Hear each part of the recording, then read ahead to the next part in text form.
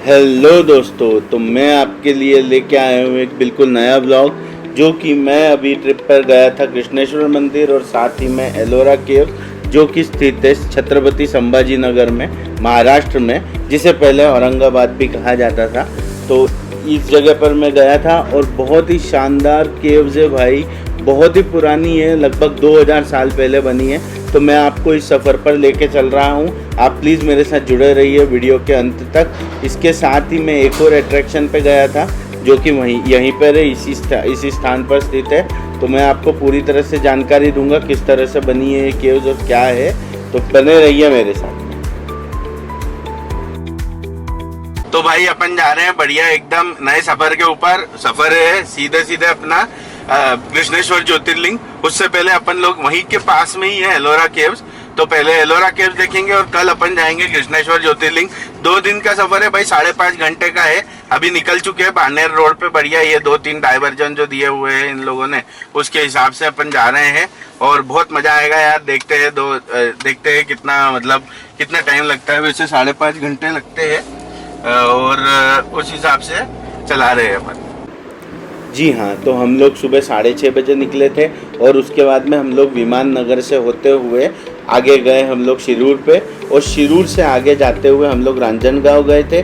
उसके बाद में हम लोग सीधे निकल जाते हैं अहमदनगर पे, और फिर वो क्रॉस करने के बाद में डायरेक्ट हम लोग छत्रपति संभाजी नगर पहुँचते हैं, जहाँ से 30 किलोमीटर दूर हमारी केव स्थित है, जहाँ हम गए थे एलोरा।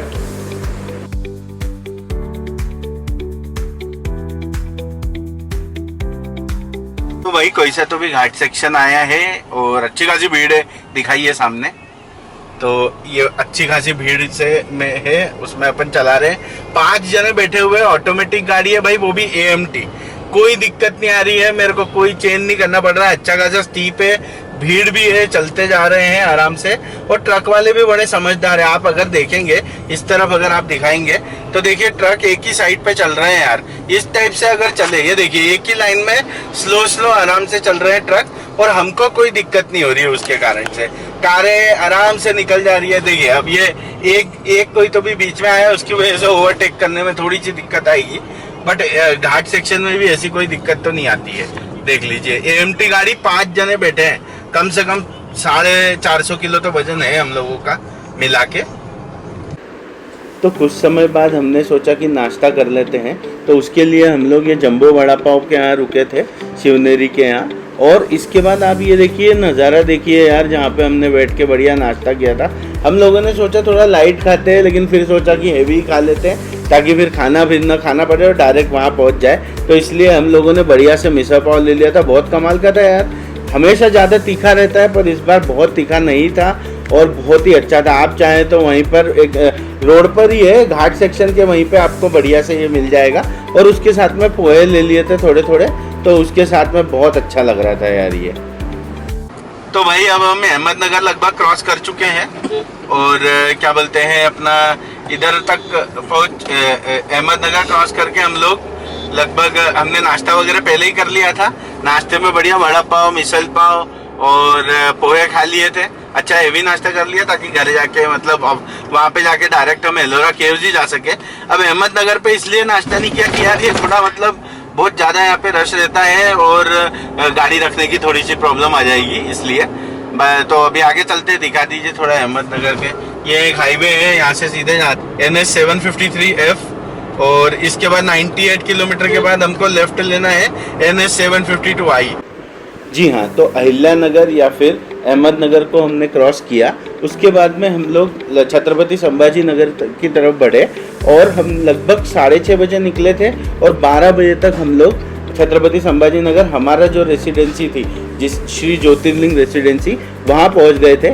ये सिर्फ 500 मीटर की दूरी पर ही थी एलोरा केव्स, और उसके साथ में कृष्णेश्वर मंदिर से बिल्कुल पास में था इससे, तो आराम से ले सकते, लेकिन थोड़ी सी अंदर है। तो हमारा होटल बिल्कुल हाईवे के पास में ही था, तो वहाँ पर हम गए और 15 मिनट के बाद में हमने सोचा कि अब हम निकल जाते हैं। थोड़ा सा आराम किया हमने 15 से 20 मिनट का, और उसके बाद में हम लोग सीधे निकल गए थे एलोरा केव्स के लिए, क्योंकि वो पास में ही था। तो हम लोग कार से गए, वहाँ पे पार्किंग की भरपूर सुविधा है, कोई भी दिक्कत नहीं है। टिकट का प्राइस मैं अभी आपको आगे बताता हूँ। तो एलोरा आ गए हैं, अभी चल रहे हैं आगे। बढ़िया। व्लॉगिंग परमिट लेना पड़ता है, 40 रुपये पर हेड टिकट है। और अगर कोई छोटा बच्चा है तो 15 साल से नीचे वालों को कोई भी टिकट नहीं है, बाकी व्लॉगिंग परमिट लेना पड़ता है। तो अभी अपन जा रहे हैं, बढ़िया एकदम बढ़िया। यहाँ पे टिकट काउंटर है सामने। तो यदि एलोरा केव्स की बात की जाए तो इन्हें 6th सेंचुरी CE से लेके 12th सेंचुरी CE में बनाया गया था। और यहाँ पर 3 अलग अलग धर्मों की गुफाएं मौजूद है, जिसमें हिंदू, बुद्धिस्ट और जैन धर्म की गुफाएं हैं। यदि इसकी हिस्ट्री की बात की जाए तो बुद्धिस्ट की गुफाएं 6 से लेके 8th सेंचुरी तक बनाई गई थी।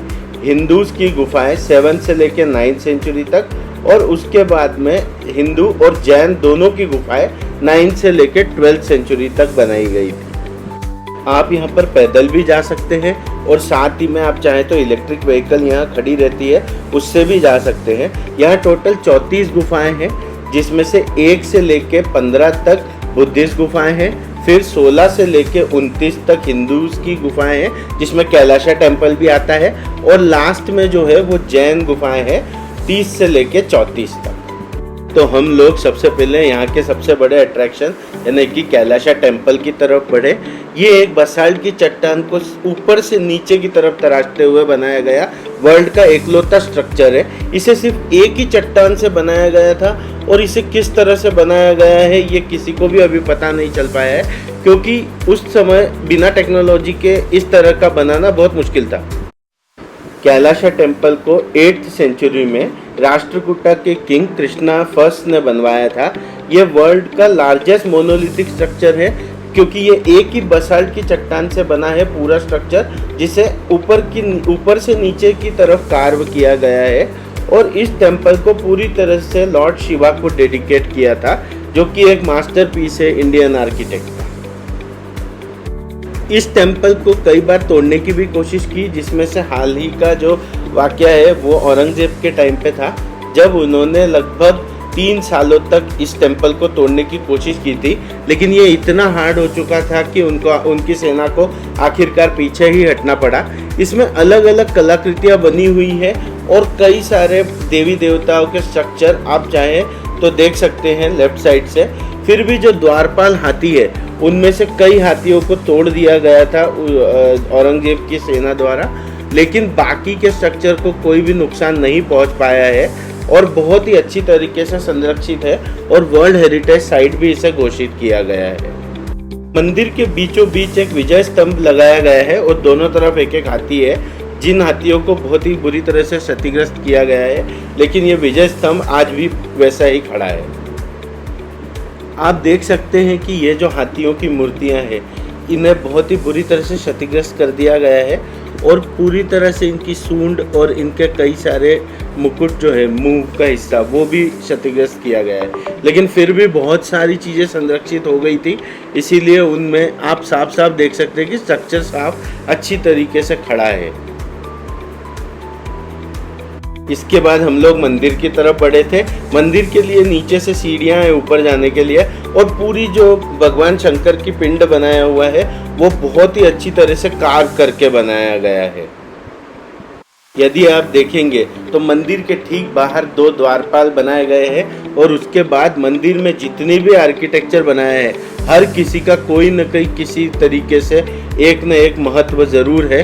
यदि आप देखेंगे तो देखिए, इसके टोटल मिला के सारे पिलर्स और इस पर जो भी आकृति बनाई गई है, उसका कोई न कोई किसी न किसी तरीके का महत्व है, जो आपके वहाँ के गाइड बहुत अच्छी तरीके से बता सकते हैं, यदि आप उनके साथ में बात करते हैं।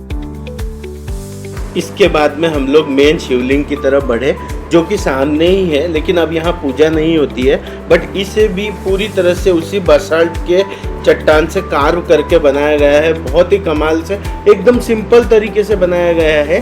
फूल वगैरह सब कुछ बना है इसके अंदर। बाजू में गंधर्व अप्सरा है। ब्रह्मा के हाथ में जन्म देना होता है, विष्णु के हाथ में पालन पोषण होता है, अन्नपूर्णा के हाथ में अन्न देना, और भगवान शिव के हाथ में मारना और बचाना होता है। ये 4 गॉड के कार्य दिखाए, और इंसान का 4 पार्ट लाइफ में इम्पोर्टेंट होते हैं।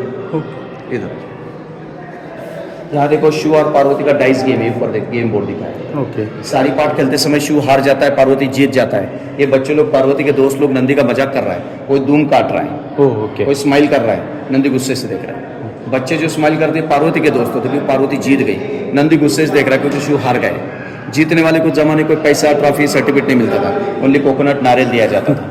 अभी हम पैसा, ट्रॉफी, सर्टिफिकेट दे रहे हैं। कोकोनट मिलना बहुत बड़ी बात होती थी, आज के डेट में हम ट्रॉफी जीतना इंपॉर्टेंट होता है। इस साइड में देखो शिव पार्वती पूरा फैमिली नंदी के ऊपर बैठा है। पार्वती का बैठने का स्टाइल देखो, एक पैर नीचे रखा है, एक पैर मोड़ के रखा है, झाड़ों का पत्तों का बेडशीट बनाए। स्मॉल बेबी कार्तिक है। जब बच्चा छोटा होता है, माँ पार्वती अपने बेटे से कहते हैं आपके पिताजी कौन है? वो बोल नहीं सकता, देखो उंगली से दिखा रहा, वन फिंगर बॉडी को टच करके, ये मेरे पापा हैं। नेहरू पर्वत की यही बनाए, वासुकी नाम की डोरी बनाए, दूध के सागर मिलाया, उसमें से जो पॉइजन निकला भगवान शिव पिया, नीलकंठेश्वर नाम, उसमें से 4th प्लेस अमृत गिरा था। इलाहाबाद, उज्जैन, नासिक, हरिद्वार, इसी के कारण हर 12 साल में 4 जगह यहाँ कुंभ मेला लगता है। और उसमें से 14 डायमंड भी निकले, जैसे हाथी, घोड़ा, चाबुक, लक्ष्मी, मेनका, ऋषि, पॉइजन, हलाल और लास्ट में हंटर निकला है। कैलाश मंदिर को हमारे 20 रुपए के नोट पर भी छापा गया है। यदि आप देखेंगे तो मैंने इस तरह से कुछ करके आपको दिखाया है। अगर आप देखेंगे तो वो पिलर के बाद में पूरी तरह से सेम मंदिर हमें दिखाई देता है। तो भाई अब 1 से 15 की गुफा में जा रहे हैं। ये 16 था, 16 नंबर की गुफा में सबसे पहले गया, क्योंकि मेरे को सबसे ज़्यादा मतलब एक्साइटेड यही कर रहा था। मैं बहुत पहले से आने की यहाँ पे सोच रहा था। अभी 16 नंबर गुफा हो गई, 1 से 15 इधर देखते। ये देखिए,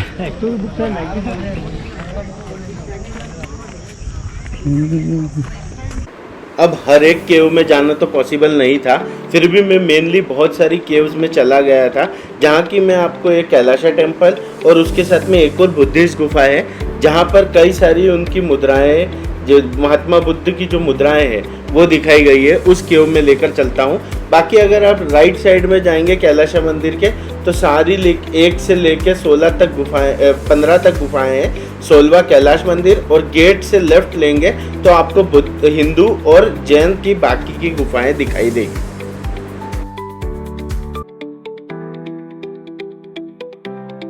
तो इसके बाद में हम लोग केव नंबर 8 में पहुंचे थे।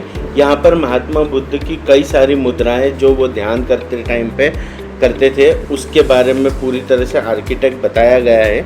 मुझे इतना ज़्यादा सिग्निफिकेंस इस केव का नहीं मालूम है, बट हिस्ट्री के हिसाब से भी इसका इंटरनेट पर ज़्यादा अवेलेबिलिटी नहीं है। तो लेकिन बहुत ही कमाल की गुफा थी यार। जिसने भी ये बनाया है बहुत ही टेक्निकल तरीके से बनाया है, और आप इसके आर्किटेक्चर को देखने तो भी एटलीस्ट जाइए यहाँ पे। बहुत ही आपको बहुत ज़्यादा मज़ा आएगा। यहाँ पर आप बहुत ही शांति की अनुभूति भी करेंगे, उसके साथ में ये बहुत ही मतलब शांत तरीके से आप यहाँ पे घूम सकते हैं।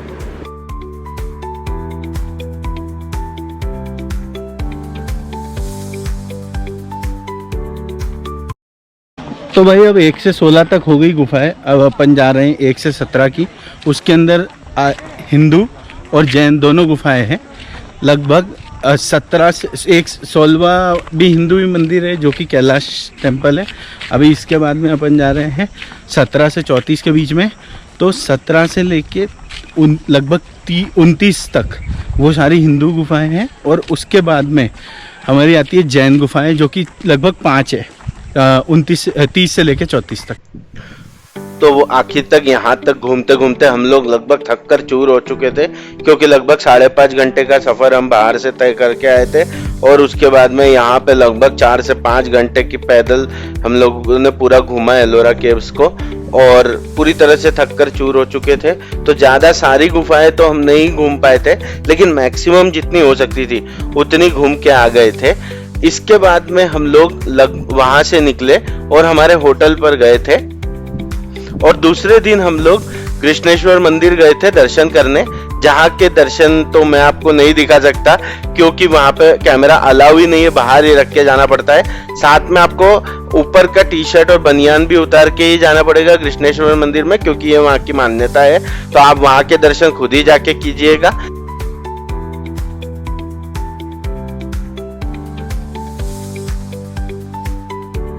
तो भाई अब जैन दो गुफाएं देखने के लिए तो आपको यहीं पे आना पड़ेगा। आप 30 रुपये में वहाँ से वापस आ सकते हैं, मतलब 30 रुपये वहाँ पे दे के आप वहाँ तक जा सकते हैं। इधर से जाना तो बहुत मुश्किल है क्योंकि पैदल चढ़ना, और अब भाई थोड़ा सा फैमिली के साथ आए हैं तो थोड़ा सा ध्यान रखना है। तो और वैसे भी शायद अंदर अलाउ नहीं है फिल्मिंग, तो आपको यहीं आके देखनी पड़ेगी। तो मिलता हूँ मैं अगले व्लॉग में, तब तक के लिए आप मेरे से जुड़े रहिए, सब्सक्राइब कीजिए चैनल को और उसके साथ में शेयर कीजिए इसको, ताकि हमारा आर्किटेक्चर और हमारी संस्कृति सभी को देखने को मिले।